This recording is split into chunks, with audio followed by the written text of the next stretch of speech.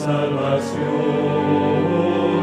Cristo lo acepto, dejo el pecar, dame las fuerzas para triunfar.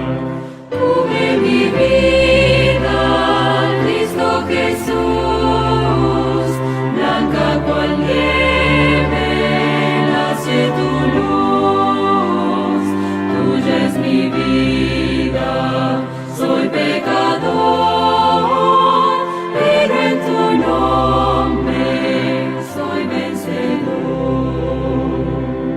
Reconciliado por tu morir, justificado por tu vivir, santificado por tu poder, glorificado al verte volver.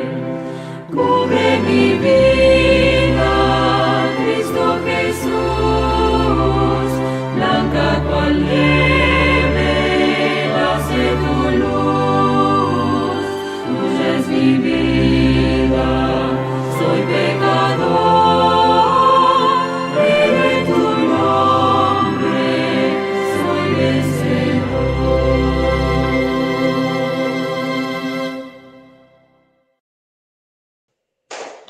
Buenos días, hermanos. Dios les bendiga grandemente a todos. Vamos a leer la lectura bíblica de esta mañana que se encuentra en Romanos 3:24. Romanos 3:24 dice: siendo justificados gratuitamente por su gracia mediante la redención que es en Cristo Jesús, a quien Dios puso como propiciación por medio de la fe en su sangre, para manifestar su justicia a causa de haber pasado por alto en su paciencia los pecados pasados, con la mira de manifestar en este tiempo su justicia, a fin de que Él sea el justo y el que justifica, que es la fe de Jesús. Amén. Amén. Voy a pedir que nuevamente podamos, en una posición de reverencia, buscar la presencia del Señor al abrir su palabra en esta hora. Vamos a orar.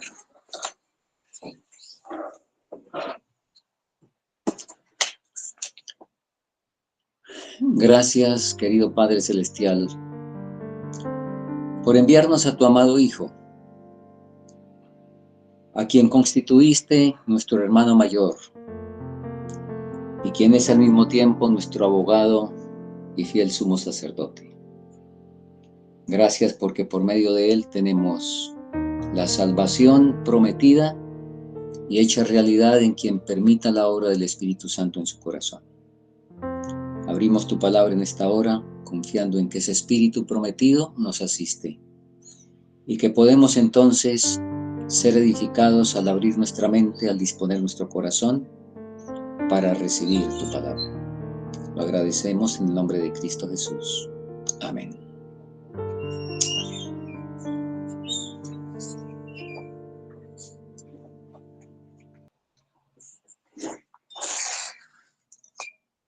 Muy bien, hermanos, me permito, por lo menos como para las 50 personas que entraron después de que hicimos los anuncios, reiterarles la invitación para mañana a la recepción de sábado y recordarles también el motivo de oración especial y el ayuno que hemos sugerido para el próximo sábado. Vamos a abrir nuestras Biblias nuevamente en lo que fue la lectura bíblica. Romanos capítulo 3, los versículos 24 al 26. Siendo justificados, y podemos empezar la presentación, siendo justificados gratuitamente por su gracia, mediante la redención que es en Cristo Jesús, a quien Dios ha puesto en propiciación por medio de la fe en su sangre, para manifestar su justicia por la remisión de los pecados pasados en la paciencia de Dios, para manifestar su justicia en este tiempo, para que Él sea el justo y el que justifica al que cree en Jesús. Me gusta más la expresión que dice al que es de la fe de Jesús. Muy bien. Y vamos a empezar leyendo una declaración de la pluma inspirada. No sé si tenemos lista la pantalla, hermana Sandra. En su gran misericordia, el Señor envió un preciosísimo mensaje a su pueblo por medio de los pastores Waggoner y Jones. Este mensaje tenía que presentar en forma más destacada ante el mundo al sublime Salvador, el sacrificio por los pecados del mundo entero. Presentaba la justificación por la fe en el garante, invitaba a la gente a recibir la justicia de Cristo, que se manifiesta en la obediencia a todos los mandamientos de Dios. Muchos habían perdido de vista a Jesús. Necesitaban dirigir sus ojos a su divina persona, a sus méritos y a su amor inalterable por la familia humana. Y sigue la declaración. Todo el poder es colocado en sus manos, y Él puede dispensar ricos dones a los hombres, impartiendo el inapreciable don de su propia justicia al desvalido agente humano.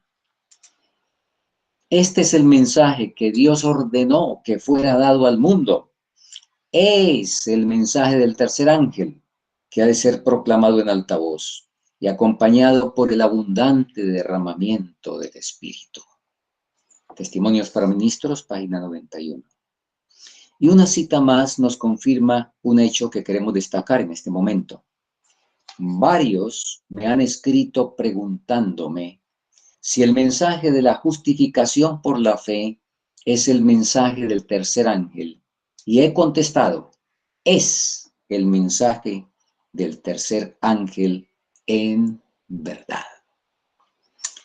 Muy bien. En la siguiente diapositiva podemos leer juntos que entre algunos o entre nuestros teólogos hay quienes afirman que el mensaje de 1888 sencillamente fue un renovado énfasis en las enseñanzas de la Reforma de Lutero y de sus colaboradores, que fue sencillamente un renovado énfasis, el desempolvar algo que ya estaba a partir de la Reforma en el siglo XVI, y que pues es como la presenta el mundo evangélico. Bueno, de hecho, un servidor escuchó hace unos cuantos años a un dirigente prominente en un púlpito decir que Jones y Waggoner, y abro comillas, Jones y Waggoner no descubrieron el agua tibia. Bueno, es cierto lo que este personaje dijo, y lo escuché en un púlpito un sábado. El problema es cómo lo dijo y en qué contexto. Porque Satanás también dijo en el desierto a Jesús, le dijo, escrito está, y le citó el Salmo 91. Pero ¿en qué contexto? Quien dijo, Jones y Waggoner no descubrieron el agua tibia, tenía razón porque la hermana White venía hablando de justificación por la fe desde hacía, bueno, prácticamente desde el comienzo de su ministerio. Y había conversado mucho de eso con su esposo. Pero ella fue la que dijo, en su gran misericordia el Señor nos envió un preciosísimo mensaje. Entonces, no es cierto que lo que ocurrió en 1888 fue sencillamente desempolvar un mensaje que estaba, pues, allá archivado por el tiempo desde Lutero. No, porque acabamos de leer en la diapositiva anterior, que la justificación por la fe es el mensaje del tercer ángel. Ahora, pregunto, y esto, gracias por colocarlo, y esto, ahora pregunto, ¿qué otra iglesia en el mundo, y lo digo de esta manera real, qué otra iglesia del mal llamado mundo cristiano, y digo mal llamado mundo cristiano porque quien no viva como Cristo, pues no es cristiano, quien no esté buscando vivir como Cristo, así de que posiblemente nosotros también estamos usurpando ese nombre en muchos casos. Entonces, pero ¿qué otra denominación del llamado mundo cristiano entiende y predica el mensaje del tercer ángel? ¿Quién? ¿Verdad? Entonces, ¿qué pasa? Podemos aquí hacer recordando un poquito por allá unas cosas de la filosofía, hacer un silogismo sencillo. El silogismo son dos premisas y una conclusión. Entonces, premisa número 1, de acuerdo a lo que vimos en las declaraciones anteriores. El mensaje de justificación por la fe es el mensaje del tercer ángel. Premisa 2. La Iglesia Adventista del Séptimo Día es la única que predica el mensaje del tercer ángel. Conclusión. Por tanto, la verdadera justificación por la fe, la única que lo entiende es la Iglesia Adventista del Séptimo Día. Un momento. Ojalá fuera así como iglesia en su totalidad, pero ya hemos sabido y justamente estamos en la problemática de que hay dos corrientes, ¿verdad? Que hay dos corrientes en la iglesia en relación con este aspecto. Pero qué bendición del Señor. En la entrada siguiente nos presenta lo que estoy diciendo. ¿Enseñó la Reforma y enseñan los evangélicos el mensaje del tercer ángel? No. Y si no enseñan el mensaje del tercer ángel, y si justificación por la fe es el mensaje del tercer ángel, entonces salta a la vista que tenemos un problema en la enseñanza de justificación por la fe en nosotros, en un segmento nuestro, y por supuesto en el resto del mundo. Muy bien. Ayer terminamos mostrando los 5 puntos que nos vienen otra vez a recordar, que fueron los puntos mediados en el libro Question on Doctrine. Y ahí están, no escritos necesariamente en un orden, sino enumerados, sencillamente mencionados. La expiación fue completada en la cruz, nacemos pecadores. ¿Qué tan humano era Jesús? ¿Espera Dios que sus seguidores sean realmente vencedores? ¿Cuál es el significado de la fe en el Nuevo Testamento en relación con la justificación y la santificación? Hermanos, ustedes notan que todos estos 5 puntos son justificación por la fe.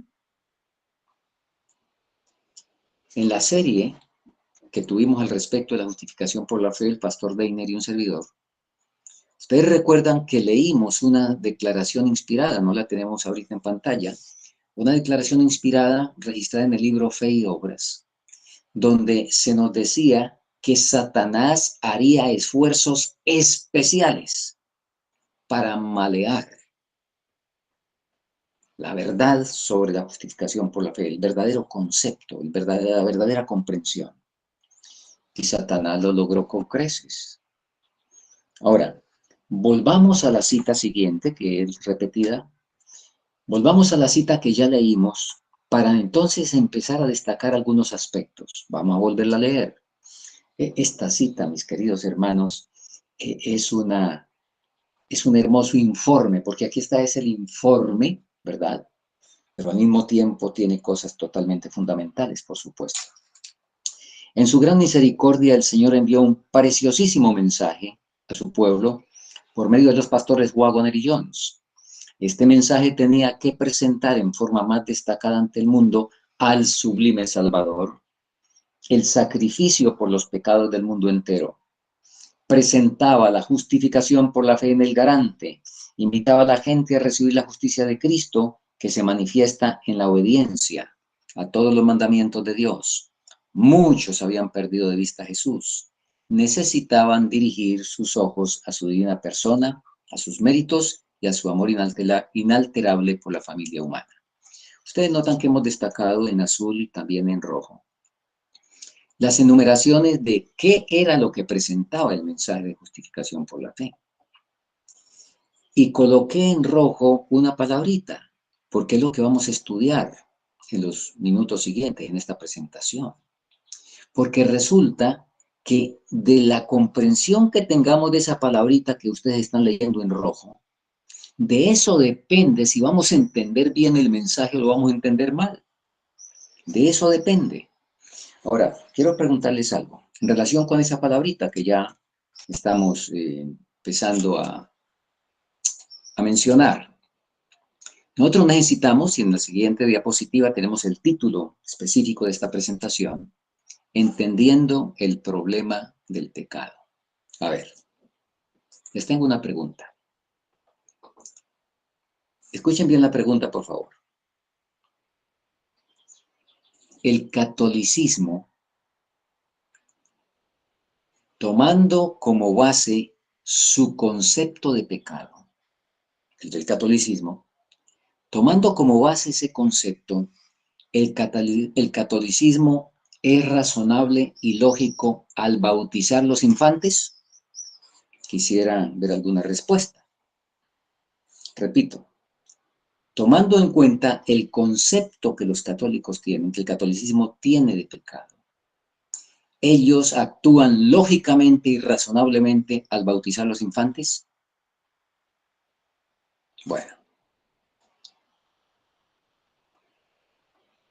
Bueno, escuchen, hermanos, y está bien, aquí todos estamos aprendiendo. Por supuesto que sí son lógicos, por supuesto que sí son razonables, porque es que como ellos tienen el concepto de pecado original, como ellos tienen el concepto de que nacemos pecadores, y como el bautismo limpia el pecado, entonces es lógico que tenga el infante que recibir agua bendita para ser limpio del pecado. Ellos son lógicos, queridos hermanos. Claro que son lógicos. ¿En dónde está el problema? El problema está en el concepto de pecado. Ahí está el problema. Y déjenme decirles, nosotros, los adventistas, los que repetimos, si es que así lo hiciéramos, yo sé que en este grupo, bueno, no sé cómo estaremos y estamos aquí todos para aprender. Pero si yo repito que yo soy pecador por nacimiento, en pecado me concibió mi madre, pero según la comprensión católica y no la comprensión bíblica de cómo es eso, que yo nazco pecador y no defiendo el bautismo de los infantes, yo soy ilógico, yo soy totalmente ilógico, porque si nazco pecador, deberían ser bautizados los infantes. Espero que estén captando. Entonces, ahí está el problema. ¿Qué entendemos por pecado? ¿Qué es el pecado? ¿Nacemos pecadores o llegamos a ser pecadores? Muy bien, vamos a tratar de, en los 30 minutos que faltan, de abordar este tema. Muy bien. Definición básica. Seguimos entonces adelante. Primera de Juan 3:4 leemos. A ver, yo creo que un versículo que quizá lo sabemos de memoria. Cualquiera que hace pecado traspasa o infringe también la ley, o quebranta, porque el pecado es infracción o transgresión de la ley. Y al respecto de ese versículo, la sierva del Señor nos dice, como estamos leyendo en el Conflicto de los Siglos, página 547, la única definición del pecado es la que da la palabra de Dios. El pecado es transgresión de la ley. Esa es la única. El asunto, hermanos, está en que en esa única definición tenemos una letra menuda que tenemos que ponerle lente, el mismo lente de la escritura para poderla entender en su plenitud. Y avanzando, se nos dice lo siguiente: un destino terrible aguarda al pecador y por lo tanto es necesario, ya dije, enfaticé, por lo tanto es necesario que sepamos que es pecado. Pauso aquí. Necesario, necesidad. En el término, el significado preciso y más concreto de la palabra necesidad, ¿eso qué significa? La necesidad es algo que si usted no lo tiene, se muere. El carro no es una necesidad. porque si no tiene carro no se muere. Esto que estoy vistiendo, si bien desde el punto de vista moral pues debo hacerlo, pero esto no es una necesidad porque yo puedo vivir sin camisa, pero no puedo vivir sin aire, sin agua, sin alimento y sin dormir. Esas sí son necesidades. Lo demás son cosas que son, de alguna manera, vienen a completar que tengamos una vida más, ¿qué digo yo?, más cómoda. Pero una necesidad es algo de lo cual si falta, se muere. Y aquí nos dice, dado que hay un destino terrible que aguarda al pecador, por lo tanto es necesario que sepamos que es pecado, a fin de que podamos escapar de su poder.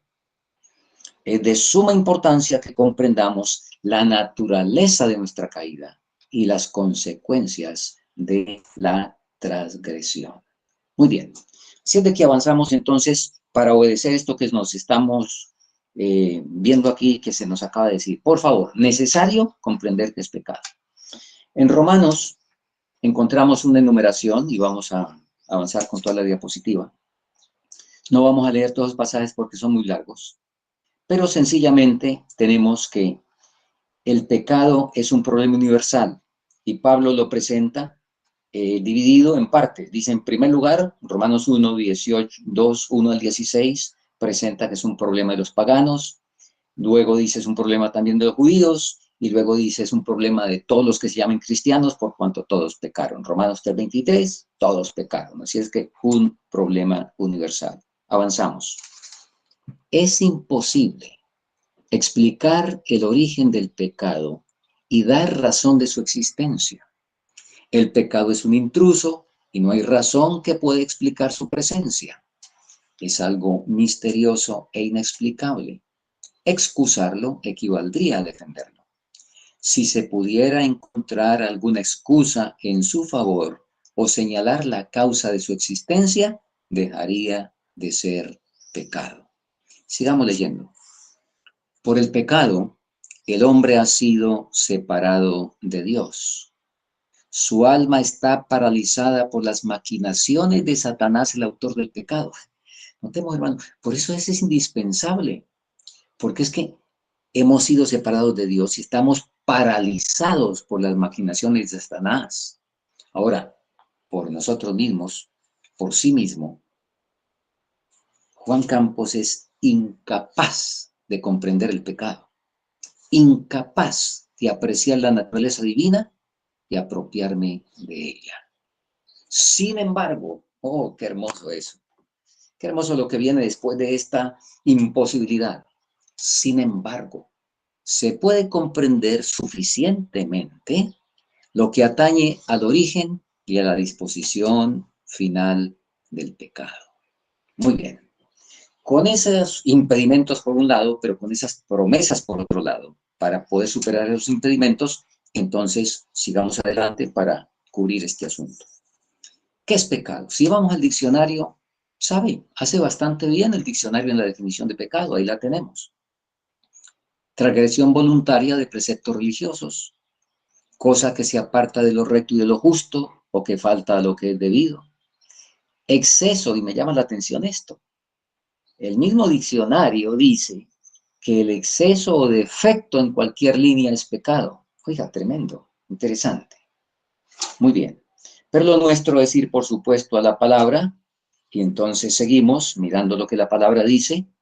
Volvemos al texto de 1 de Juan 3:4, pero ahora nos entra un asunto que debe ser bien entendido.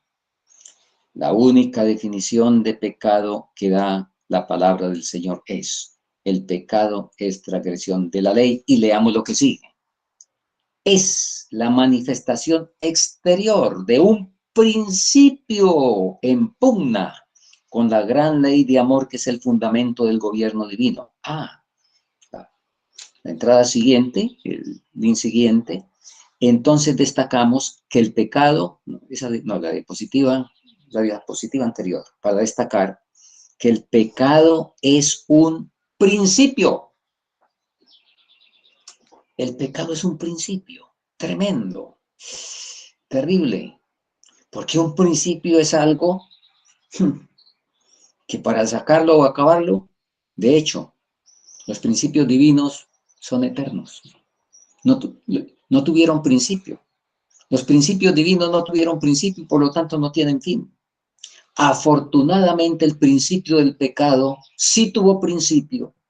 Y nosotros repetimos un proverbio que dice todo lo que empieza termina. Así es de que gracias a Dios que el pecado tuvo un principio, mirándolo desde este punto de vista, por lo tanto va a tener un final. Y estamos leyendo, cuando una persona roba, sencillamente esa es la manifestación exterior del principio del pecado que está en pugna con la gran ley de amor. Eso es lo que nos dice esta cita del conflicto de los siglos. La transgresión de la ley, con el mandamiento como se llame, de hecho con uno solo se quebranta toda la ley, porque hemos dicho en ocasiones anteriores, la ley es como un vidrio de seguridad. Usted no puede decir, bueno, yo voy a robar y no transgredo el resto de mandamientos. No, porque en ese mandamiento están incluidos los otros 9. Usted, si hace un análisis, coge cualquier mandamiento, y esto es como un vidrio de seguridad, como dijimos. Usted no puede abrirle un boquete en un pedacito y que el resto quede ileso. Cuando usted lo golpea, lo rompe todo. A veces decimos el que quebranta en un punto, y citamos a Santiago, se hace culpable de todos, y lo ilustramos con una cadena, donde decimos que para romper la cadena con un eslabón es suficiente. Y esa comparación está bastante bien, pero no está tan completa, porque no es así exactamente como funciona. Funciona es como el vidrio de seguridad. Usted no rompe un eslabón, los rompe todos, solo que le da el golpe en un punto principal. Muy bien. Entonces, todas esas manifestaciones del pecado, toda esa transgresión de la ley, sencillamente la manifestación exterior de un principio en pugna con la gran ley de amor de Dios, que es el fundamento del gobierno divino. Ahora sí avanzamos. Dijimos antes que 1 de Juan 3:4 es la única definición que da la palabra del Señor, pero que tiene ahí letra menuda. Y con el resto de la lámpara, al prender toda la lámpara, encontramos 3 dimensiones del pecado que están en pantalla. Número 1, transgresión o comisión. ¿Qué es eso?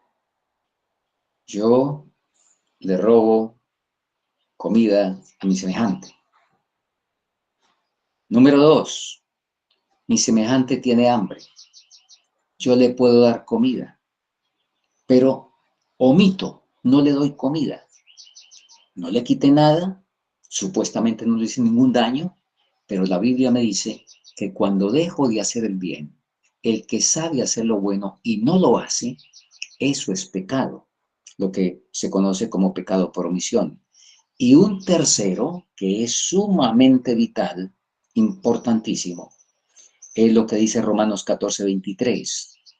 Todo lo que no es de fe es pecado. O sea, el motivo. Y queridos hermanos, por encima de todo, bueno, a todo por supuesto, pero es que el motivo es lo más descuidado y es lo que más determina el pecado en la mayoría de las veces.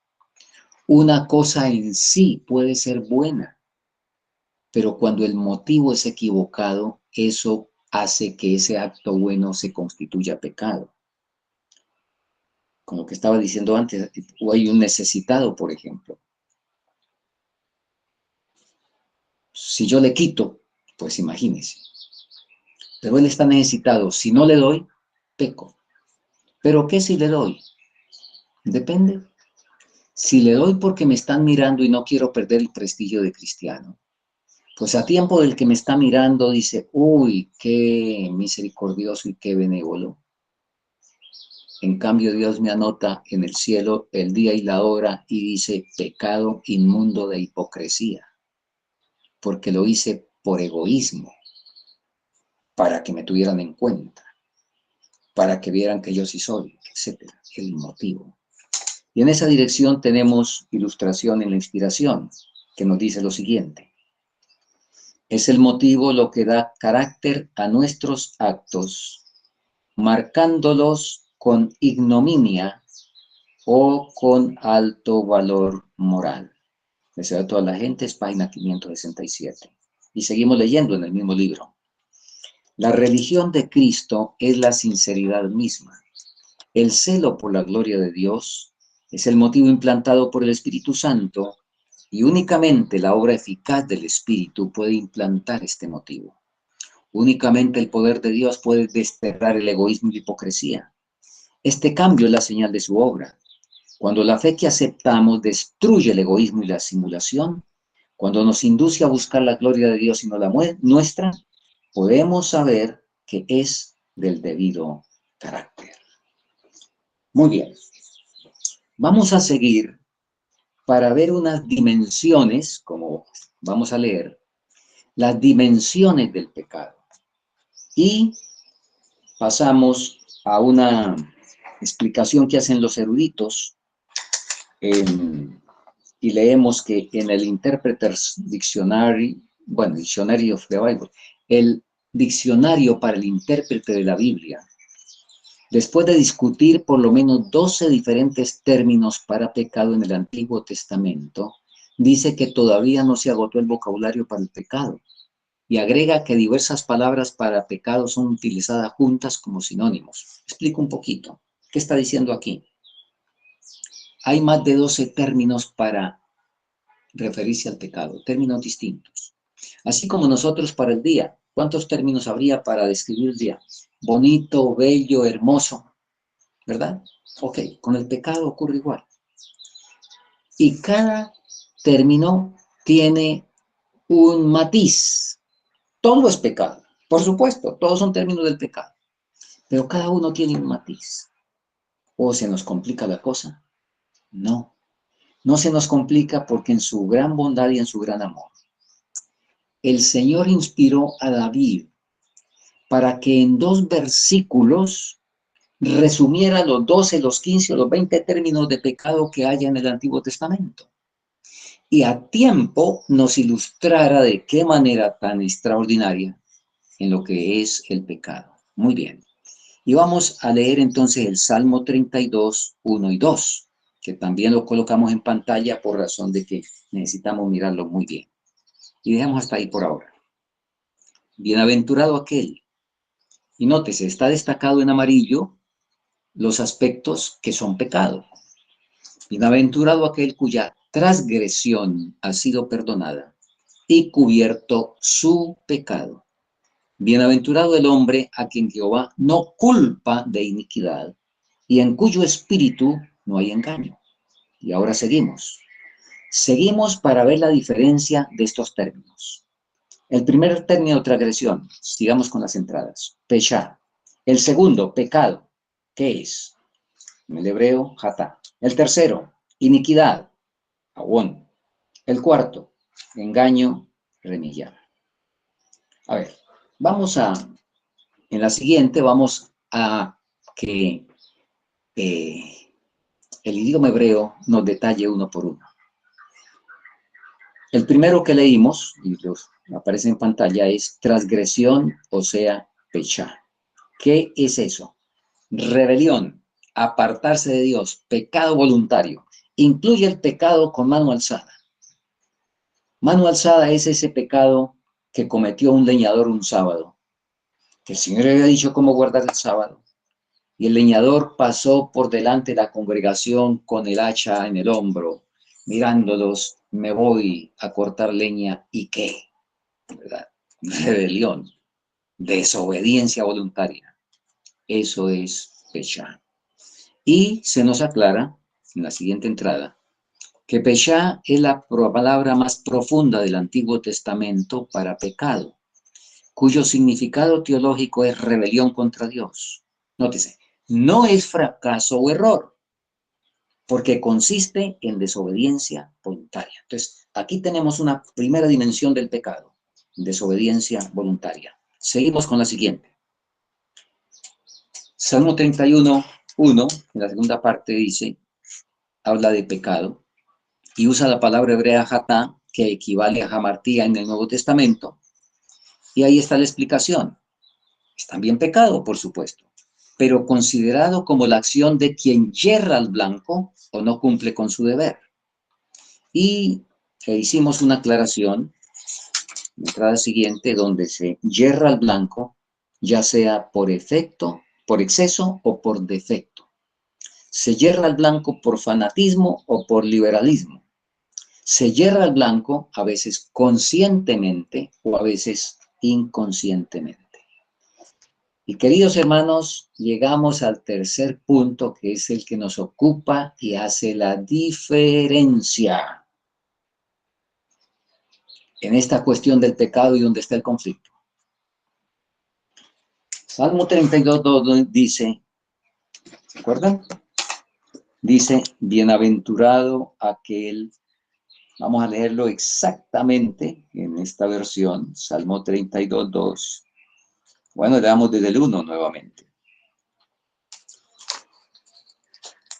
Bienaventurado aquel cuya transgresión, cuyo pechá, ha sido perdonado y cubierto su pecado, su jatá.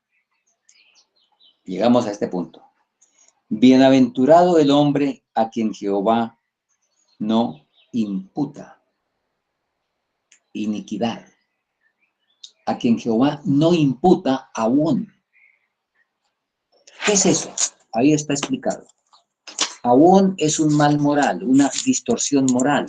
Ahora, un mismo término tiene diferentes significados, pero hay uno muy central, sobre todo, y este que estamos considerando, tiene como significado central y especial, lo que ustedes están leyendo, está relacionado con un estado interno deformado y torcido. Y este término avón es el que se usa en Isaías 1:5 y 6 y en el Salmo 51:5, donde dice, en pecado me concibió mi madre. No dice me concibió en jatá, no dice me concibió en pechá, no dice me concibió en remillá, sino dice es me concibió en avón. Y Dios no me culpa por haber sido concebido en avón. Por eso, bienaventurado aquel hombre a quien Jehová no imputa, no acredita, no lo hace culpable por nacer en avón, con avón. Avancemos. El siguiente término remillá, que es muy sencillo su comprensión, que significa engaño, y eso es falsedad, duplicidad y mentira. Ahora, vamos a ver las soluciones para cada una de estas dimensiones del pecado. Solución para el pechar.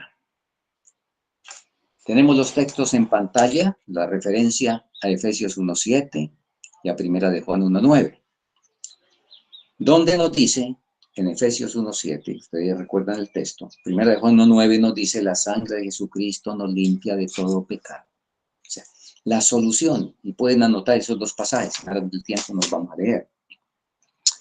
La solución para el pechá, no interesa aún si fue el pecado con mano alzada, siempre y cuando no se haya todavía llegado al límite del pecado contra el Espíritu Santo. ¿Cuál es la solución para el pechá? Cuando confesáis vuestros pecados, cuando os arrepentís de vuestras iniquidades, Cristo toma vuestra culpabilidad sobre sí mismo y os imputa su propia justicia y poder. Para los contritos de espíritu, da el aceite del amor y los ricos tesoros de su gracia. Los que se acercan al Padre y piden perdón en el nombre de Jesús, recibirán lo que piden. Con la primera expresión, qué hermoso esto, hermanos, con la primera expresión de arrepentimiento, es que no necesitamos, me permiten una expresión aquí nuestra coloquial. Queridos hermanos, a veces pensamos que es necesario cantaletear a Dios. No, no. Cuando hay genuino arrepentimiento con la primera expresión, el Señor, es increíble que Él se goce en perdonar nuestro pecado y esté ansioso de que realmente vayamos con verdadero arrepentimiento y con la primera expresión, y ahí sí, como dijimos en alguna meditación anterior, Él nos interrumpe la oración. así como hizo con Elías en el Monte Carmelo, así como hizo con Daniel, así como hizo con Jesús en el Monte de la Transfiguración. Dios está ansioso de interrumpir mi oración para decirme tus pecados te son perdonados, pero cuando llego con genuino arrepentimiento. Eso es lo que dice aquí. Con la primera expresión de arrepentimiento, Cristo presenta la petición del humilde suplicante delante del trono como si fuera su propio deseo en favor del pecador. Dice, yo rogaré al Padre por vosotros. ¿Y el Padre qué hace frente a ese ruego de su Hijo? Inmediatamente lo concede. La pechá es perdonada. ¿Qué hacer con el jatá? Seguimos leyendo. Salmo 19:12, David oraba diciendo, líbrame de los que me son ocultos. Pero, fíjense, hay pecados ocultos que son de ignorancia, que como leen ustedes abajo, coloquemos toda la diapositiva, como leen ustedes en la referencia de Hechos 17:30, dice ahí que Dios pasa por alto la ignorancia. Y cuando es un asunto de debilidad, como el Salmo 19:13 que nos dice, preserva a sí mismo a tu siervo de las soberbias, que no se enseñoreen de mí. ¿Recuerdan ustedes una debilidad que tuvo Moisés? Moisés tuvo un hamartía, cometió un hamartía en los límites de Canaán, no cometió un pechá, no, un hamartía cometió Moisés. ¿Cuál es la solución? La misma que para el pechá. Jesús en sus sufrimientos y muerte ha hecho expiación por todos los pecados de ignorancia, pero no ha preparado remedio para la ceguera voluntaria. Entonces, el pecado, el jatá, también es cubierto. Y avanzamos en nuestro punto central. La iniquidad, el famoso abono. ¿Cuál es la solución? ¿Cuál es la solución? Y coloqué ahí unas pocas versiones del Salmo 51:5, donde dice, y hermanos, lamentablemente, pues, una gran cantidad de traducciones bíblicas las hicieron los católicos y pues colocaron algunas de sus creencias en algunas traducciones. En verdad soy malo desde que nací. Soy pecador, no te la traducción de Dios habla hoy. Soy pecador desde el seno de mi madre. ¿Está correcta? No está correcta. No somos pecadores del seno de la madre. Otra versión, yo sé que soy malo de nacimiento. Pecador me concibió mi madre. Tampoco, todas dicen lo mismo. Gracias a Dios, algunas, una que otra creo que dicen bien, pero bueno, el resto del contexto bíblico. Qué bendición poder tomar la escritura un poquito aquí, un poquito allá, y bajo la dirección del Señor poder llegar a toda verdad. Resulta que el abón, fíjese, el Salmo 32:2 dice, bienaventurado el hombre a quien Jehová, aquí en mi versión dice no imputa, pero en otras versiones dice no culpa, porque el problema del pecado con nosotros los seres humanos es la culpa. Y por eso estamos viendo definición en esta diapositiva de culpa. ¿Qué es culpa? Es la imputación a alguien de una determinada acción como consecuencia de una conducta. Acción u omisión que provoca un sentimiento de responsabilidad por un daño causado. Nos retrocedemos, por favor, estamos leyendo atrás. Pecado o transgresión voluntaria de la ley de Dios. Y fíjese, esto, el diccionario de la Real Academia Española, es la que nos define qué es culpa. Y está muy bien definido, está muy bien definido. Y aquí el Salmo 32:2 nos dice que Dios no nos culpa. En otras palabras, no fue una conducta decidida de nosotros. No fue una acción o omisión que hicimos y que entonces ocurrió un daño. No. Avanzamos ahora sí. Para ver que esto de tener naturaleza pecaminosa Eso no es pecado y en esta cita inspirada podemos deducir claramente el asunto. Nótese bien y por favor concentrémonos aquí porque es muy importante esto. Aunque pecaminosa y con todas sus imperfecciones, el Señor ha prodigado a esta tierra lo útil y lo hermoso. Las bellas flores de variados colores nos hablan de su ternura y amor. Tienen un lenguaje propio que nos recuerda al dador.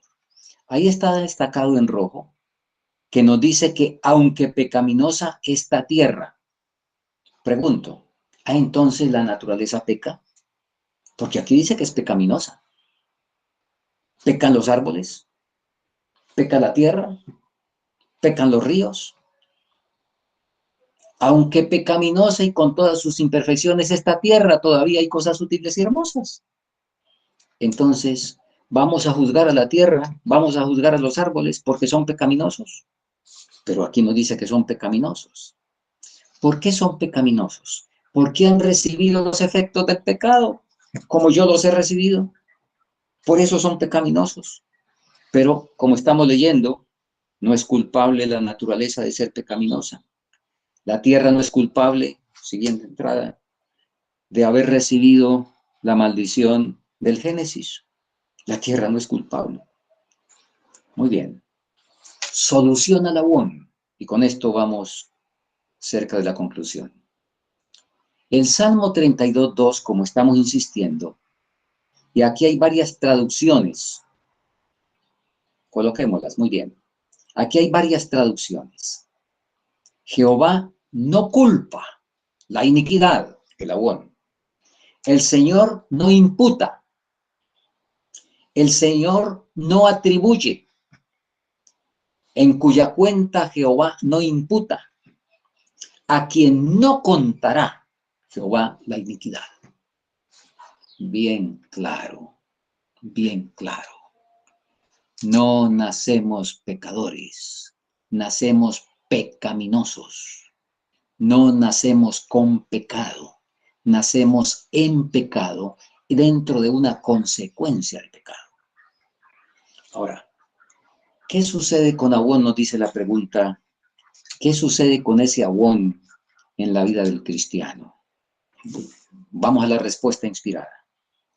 Ese Abón será extirpado o mitigado y sometido en la vida del cristiano. Leamos. Las inclinaciones naturales son mitigadas y sometidas. Nuevos pensamientos, nuevos sentimientos, nuevos motivos son implantados. Se trata una nueva norma del carácter, la vida de Cristo. La mente es cambiada. Las facultades son despertadas para obrar en nuevas direcciones. El hombre no es dotado de nuevas facultades, sino que las facultades que tiene son santificadas. La conciencia se despierta. Somos dotados de rasgos de carácter que nos capacitan para servir a Dios.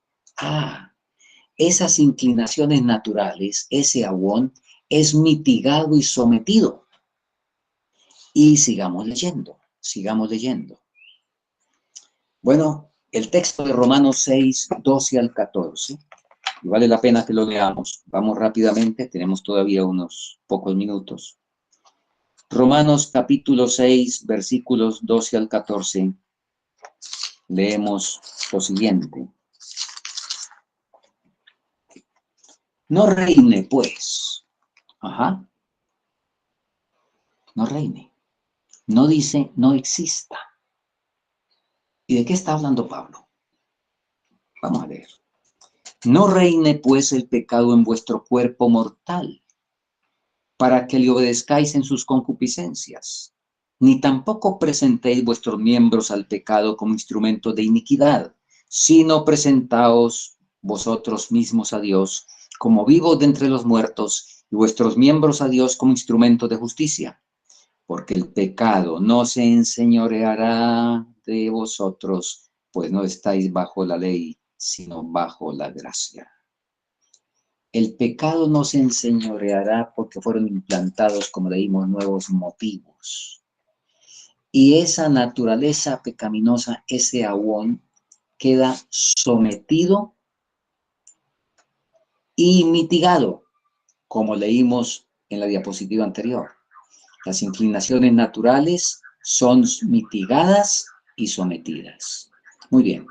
Siguiendo con Romanos 6, 12 al 14, el comentario inspirado, refiriéndose también a ese pasaje, nos dice: ningún profeta, apóstol o profeta, pretendió haber vivido sin pecado.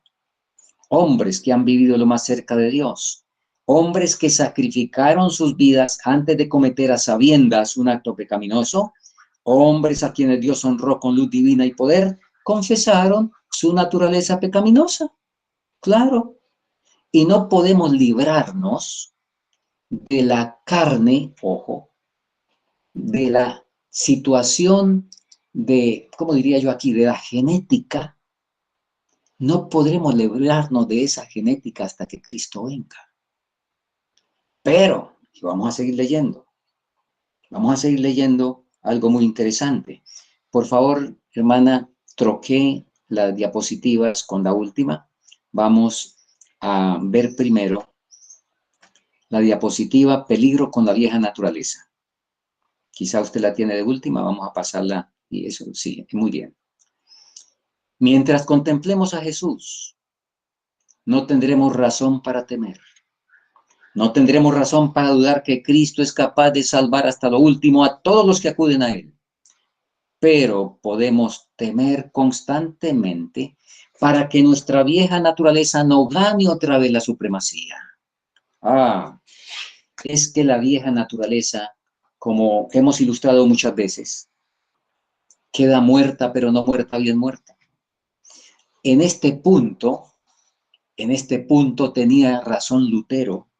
Les recuerdo, cuando él dijo: pensé que el viejo hombre se ahogaría en las aguas del bautismo, pero el infeliz sabía nadar. Bueno, Lutero no tenía la comprensión que por la gracia de Dios nosotros estamos teniendo. Gloria al Señor por eso, hermanos, somos privilegiados.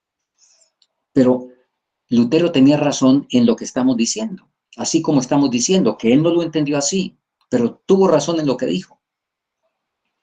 Podemos temer constantemente para que nuestra vieja naturaleza no gane otra vez la supremacía. No sea que el enemigo invente alguna trampa por la cual seamos otra vez sus cautivos. Y vamos ahora sí a la última diapositiva, que nos dice: al participar de la naturaleza divina. Oh, hermanos, por eso decía en la anterior que mientras contemplemos a Jesús, mientras contemplamos a Jesús empezamos a recibir la naturaleza divina, y al participar de la naturaleza divina, las tendencias hacia el mal, heredadas y cultivadas, son extirpadas del carácter. Atención, importante. No son extirpadas de la genética, de allá de la reproducción de las células. Las tendencias hacia el mal, heredadas y cultivadas, son extirpadas del carácter. ¿Y qué es el carácter? El carácter es la suma, el carácter moral es la suma de los pensamientos y los sentimientos, independiente de ya la composición química de la célula. Entonces, las tendencias hacia el mal, heredadas y cultivadas, son extirpadas del carácter y nos convertimos en un poder viviente para el bien. Al aprender cada día del Divino Maestro, al participar de su naturaleza, colaboramos con Dios al vencer las tentaciones de Satanás. Dios obra y el hombre obra para que podamos ser uno con Cristo, tal como Cristo es uno con Dios. Alabado el Señor. Alabado el Señor porque ha hecho provisión para que cuanto antes desaparezcan el Pechá, el Jatá y el Remillá. Y el Abón no es problema nuestro. El Señor se encarga de eso cuando Él venga. No es problema de que hasta su venida tengamos naturaleza pecaminosa en nuestro cuerpo, pero no en nuestro carácter. Por favor, que el Señor nos ayude a discernir eso. Que nos ayude a entender esa diferencia que aquí dice. Cómo las tendencias hacia el mal heredadas y cultivadas son estirpadas del carácter, aunque quede allí una cuestión genética en el cuerpo, que el Señor se encarga de arreglarla cuando Él venga. Perseveremos, hermanos, y gracias a Dios, porque nos da la victoria por medio de nuestro Señor Jesucristo. Vamos a arrodillarnos.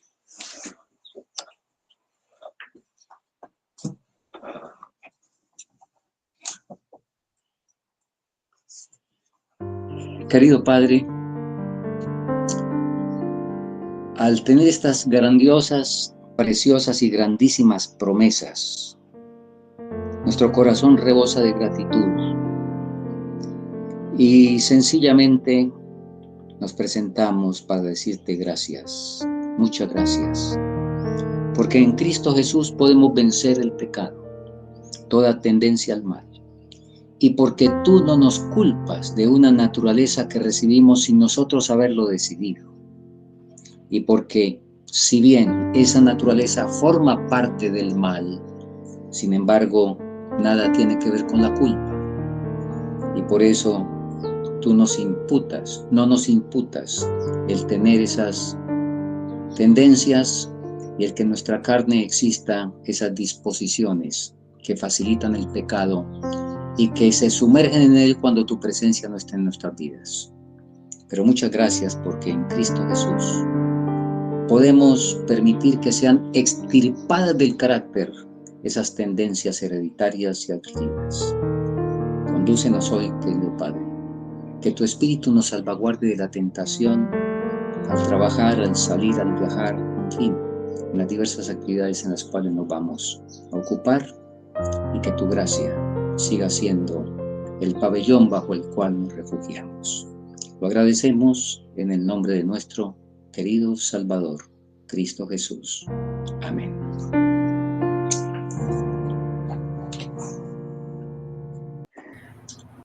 Ha sido un placer una vez más, queridos hermanos. Nos veremos mañana. Pastor, antes de poner el himno final, porfa, ¿recuerdas lo de la programación, la invitación? ¿Cómo no, hermana Sandra? Sí, hermanos queridos, les estamos invitando para dos cosas. Número uno, la recepción de sábado mañana a la hora de hacerlo. Y número dos, el ayuno que hemos propuesto, donde está siendo presentada a través de toda esta semana la oración especial que Dios puso en su corazón.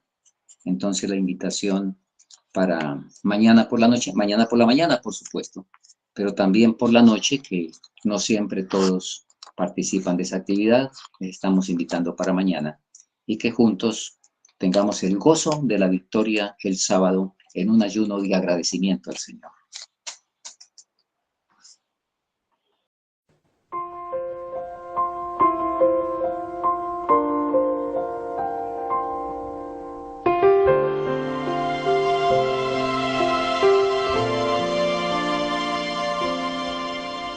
Mi mente puesto en un más allá, en un día sin igual, permaneceré esperando ver nueva luz que venga de él.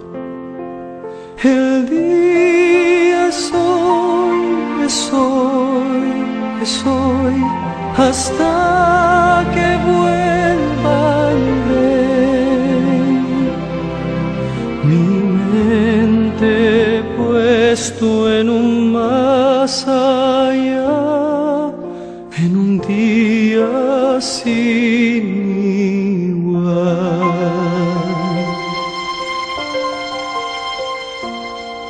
Escogí el camino estrecho a andar, el camino estrecho a andar, porque sé que el tiempo cercano está, mi plegaria llegará.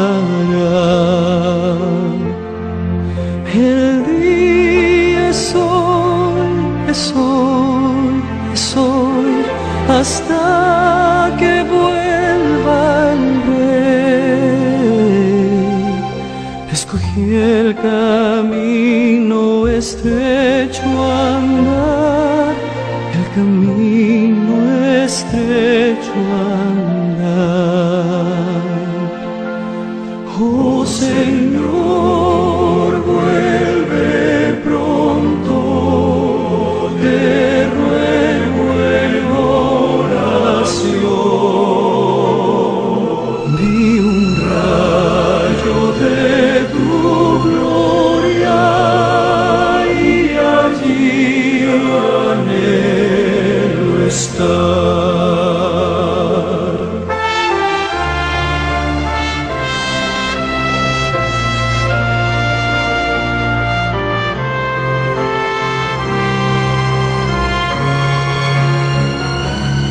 Cuando aparecerá mi rey y trompetas mil con él, y mi Cristo descienda en majestad, por los santos él vendrá. Los que duermen se levantarán y en el aire la abrazarán. Cuando aparecerá mi rey, trompetas mil con él. Oh Señor, vuelve pronto, te ruego en oración. Vi un rayo de tu gloria y allí anhelo estar. Vi un rayo de tu gloria y allí anhelo